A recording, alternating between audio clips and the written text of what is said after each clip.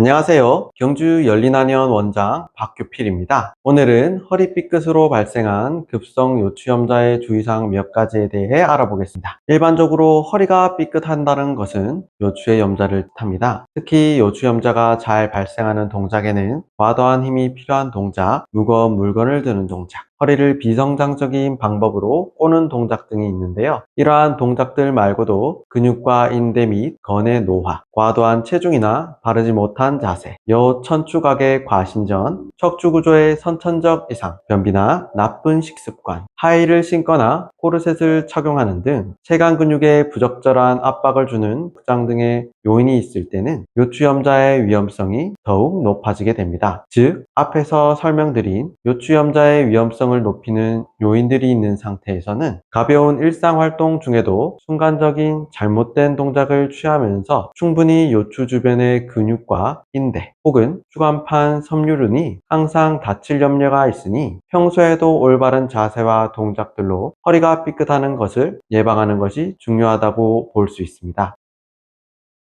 일반적으로 허리를 굽혔다 펴는 모든 동작을 조심해야 하며 특히 허리가 기역자가 되는 것을 피해야 합니다. 최소 2주 정도는 무거운 물건을 드는 것을 최대한 하지 않아야 하며 피치 못하게 물건을 들어야 한다면 허리 보호대를 착용 후 물건을 드는 것을 추천드립니다. 또한 바닥에 떨어진 물건을 주울 때는 물건을 몸에서 멀리 떨어진 상태에서 손을 뻗어 줍는 것이 아니라 최대한 몸에 가깝게 붙인 상태에서 요추가 굴곡되지 않도록 허리를 굽히지 않은 상태를 유지하면서 앉을 때는 다리를 굽혀서 엉덩이를 뺐다가 일어설 때 엉덩이를 밀어주는 느낌으로 물건을 줍도록 합니다. 번거롭긴 하지만 이런 동작을 취해야 안 그래도 약해져 있는 요추 주변 조직들의 추가적인 손상을 막을 수 있습니다. 바닥에 앉을 때는 양반다리, 숙녀다리로 앉는 자세를 피하고 쪼그려 앉는 자세 또한 치료가 되기까지는 최대한 피해야 하는 자세입니다. 가급적 허리가 일자를 유지할 수 있도록 서 있거나 눕는 것이 좋지만 허리를 일자로 유지했을 때 불편감이 있다면 굳이 이런 자세를 고집하지 말고 본인이 통증이 없는 편한 자세를 취하는 것이 좋습니다.